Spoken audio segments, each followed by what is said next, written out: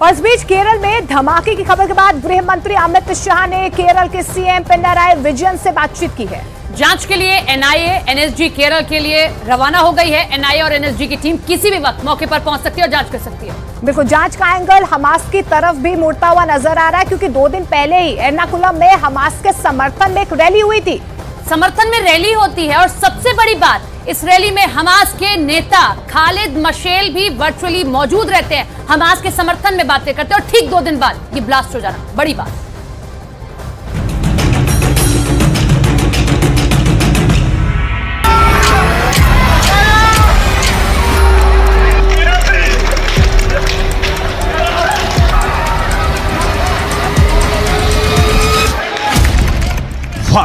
सुबह के 9:40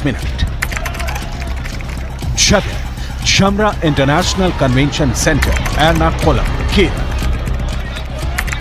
5 मिनट में 1 नहीं 2 नहीं 3 सीरियल ब्लास्ट। कन्वेंशन सेंटर में सुबह करीब 9:30 बजे 2000 लोग प्रार्थना कर रहे थे। प्रार्थना के खत्म होने के फौरन बाद पहला धमाका हुआ।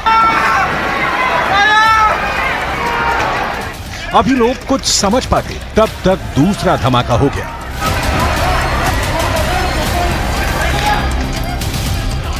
पहले और दूसरे धमाके के चंद सेकंड के बाद ही तीसरा धमाका हो गया।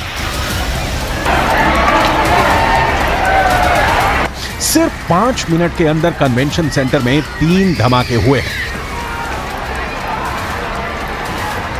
धमाके में 20 लोग घायल हुए हैं, जबकि एक शख्स की मौत की खबर है। ब्लास्ट के बाद मौके पर मौजूद लोगों ने घायलों को कन्वेंशन सेंटर के बाहर लाया और उन्हें अस्पताल पहुंचाया गया। चश्मदीद के मुताबिक प्रार्थना सभा के दौरान 5 मिनट के अंदर 3 अलग अलग ब्लास्ट हुए। पहला ब्लास्ट ज्यादा तेज था। ब्लास्ट के वक्त का एक वीडियो भी सामने आया है, जिसमें अफरा तफरी का माहौल दिखाई दे रहा है। लोग इधर से उधर भाग रहे हैं। कुर्सियां आग की लपटों में घिरी हुई हैं। कुछ लोग कुर्सियों को हटाते हुए दिख रहे हैं ताकि आग को और भीषण होने से रोका जा सके। मौके से आई तस्वीरों में आप साफ साफ देख सकते हैं कि ब्लास्ट के बाद जमीन पर खिड़कियों के कांच के टुकड़े बिखरे हैं। लोगों के सामान तितर बितर हुए पड़े हैं। कन्वेंशन सेंटर का दरवाजा टूटा हुआ नजर आ रहा है। जमीन पर कांच के टुकड़े बिखरे हुए हैं।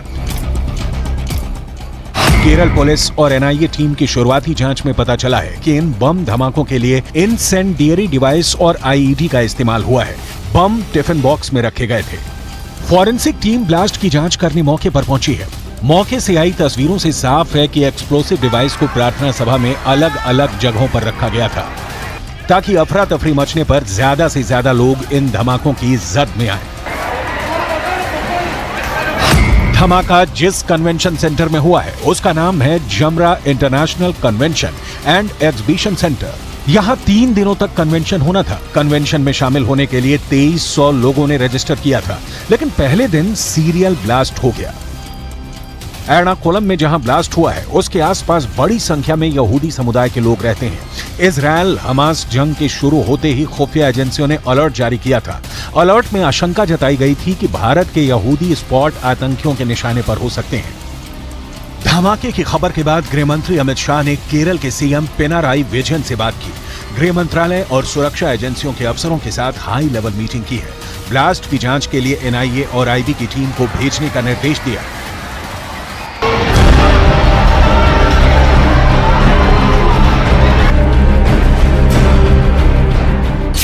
कन्वेंशन सेंटर में हुए ब्लास्ट की जांच अब केरल पुलिस, वहां की फॉरेंसिक टीम के साथ साथ एनआईए और एनएसजी की टीम करेगी। हाल ही में भारत की खुफिया एजेंसी ने अलर्ट जारी करते हुए कहा था कि भारत में यहूदियों के धर्मस्थल आतंकवादियों के निशाने पे हो सकते हैं। यही नहीं, हाल ही में स्पेशल सेल ने आईएसआईएस के जिन 2 आतंकवादियों को गिरफ्तार किया था, उन्होंने भी मुंबई के चाबाड हाउस स्थित यहूदियों के धर्मस्थल की बाकायदा रेकी की थी। बता दें कि ये चाबाड हाउस पर 26/11 में भी आतंकी हमला हो चुका है। ऐसे में केरल में हुए इस ब्लास्ट के बाद सवाल ये खड़े हो रहे हैं कि केरल पुलिस और राज्य सरकार की क्या कोई बड़ी चूक सामने आई है। जिस वक्त एर्नाकुलम में धमाके हुए उस समय केरल के मुख्यमंत्री पिनाराई विजयन दिल्ली में धरना दे रहे थे। ये धरना कम्युनिस्ट पार्टी की तरफ से गाजा पर इजरायल के हमले के विरोध में किया जा रहा था। मुख्यमंत्री पिनाराई विजयन ने धमाकों को दुर्भाग्यपूर्ण बताया है। केरल में पिछले कुछ दिनों से फिलिस्तीन के समर्थन में मुस्लिम संगठन लगातार रैलियां कर रहे हैं। शुक्रवार को ही एर्नाकुलम में हमास के समर्थन में भी एक रैली हुई थी। मलप्पुरम में शुक्रवार को फिलिस्तीन के सपोर्ट में एक और रैली हुई थी। दावा किया जा रहा है कि इसमें हमास नेता खालिद मशेल भी वर्चुअली मौजूद रहा। केरल ब्लास्ट से ठीक एक दिन पहले हमास का एक पूर्व प्रमुख केरल में फिलिस्तीन के सपोर्ट में एक वर्चुअल रैली को अंजाम देता है और ठीक उसके अगले ही दिन केरल में ईसाइयों की प्रार्थना सभा पर सिलसिलेवार तरीके से 3 धमाके होते हैं। इस पूरे मामले में अब केंद्रीय जांच एजेंसी एनआईए और तमाम सेंट्रल एजेंसियां इस मामले की तफ्तीश में जुट गई हैं कि क्या ये एक आतंकी हमला है और इसके पीछे क्या यहूदियों को निशाना बनाने की एक बड़ी साजिश रची गई थी। ये रैली एकजुटता युवा आंदोलन जमाते इस्लामी की यूथ विंग ने की थी। इसमें बुलडोजर हिंदुत्व को उखाड़ फेंको नारे लगे थे। बीजेपी ने इसे लेकर एक्शन की मांग की है। रैली में पूर्व हमास नेता की भागीदारी पर सवाल उठाए हैं। 24 घंटे पहले ही केरल में केरल सरकार के नाक के नीचे हमास जो एक टेरर ऑर्गेनाइजेशन है और हाल ही में हजारों बच्चों और महिलाओं की हत्या की है उन्होंने किया है।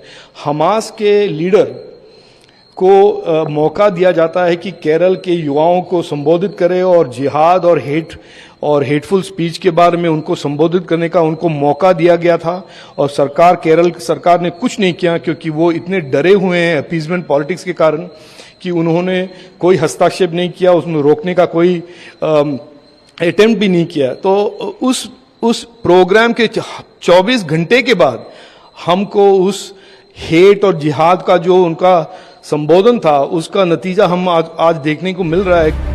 केरल की रैली में हमास के जिस बड़े नेता खालिद मशाल के शामिल होने की बात कही जा रही है उसके पास 400 करोड़ डॉलर की संपत्ति है। खालिद मशेल 1977 में मुस्लिम ब्रदरहुड में शामिल हुआ। इसके बाद से मशेल 1987 में हमास की कुवैती ब्रांच का लीडर बनाया गया। 1992 में खालिद हमास के पॉलिट ब्यूरो का फाउंडिंग मेंबर और अध्यक्ष बने। 2004 में खालिद हमास का सरगना बन गया। खालिद की अगुवाई में 2006 में फिलिस्तीन के चुनाव में हमास ने सबसे ज्यादा सीटें जीती और सरकार बनाई। 2017 में टर्म खत्म होने के चलते खालिद ने हमास के पोलित ब्यूरो से खुद को अलग कर लिया। एर्नाकुलम में हुए धमाके के बाद पूरे केरल में अलर्ट जारी किया गया है। खासकर 14 जिलों के पुलिस कप्तानों को अलर्ट रहने के निर्देश दिए गए हैं। हर जगह बस और रेलवे स्टेशन पर सुरक्षा बढ़ाने के लिए कहा गया है। खासकर यहूदियों से जुड़ी जगहों पर चौकसी बढ़ा दी गई है। सरकारी आंकड़ों के मुताबिक भारत में यहूदी समुदाय की आबादी 7 से 8 हजार के बीच मानी जाती है। इसमें भी सबसे ज्यादा यहूदी महाराष्ट्र में रहते हैं। भारत में रहने वाले यहूदी समुदाय को 3 हिस्सों में बांटा जाता है। पहले नंबर पर आते हैं पश्चिमी भारत के बेने इजरायली यहूदी, दूसरे नंबर पर पश्चिम बंगाल के बगदादी यहूदी और तीसरे नंबर पर केरल के कोचीन यहूदी आते हैं। इसके अलावा पूर्वोत्तर भारत के बेनेई मिनाशे यहूदी और आंध्र प्रदेश के बेने एफ्रेम यहूदी भी यही रहते हैं। माना जाता है कि भारत में करीब 2000 साल पहले यहूदी आए। कहा जाता है कि उन्होंने पहली बार हिंदुस्तान की धरती पर केरल के मालाबार तट के जरिए कदम रखा था। फिर धीरे धीरे वो भारत के हर हिस्से में पहुंच गए।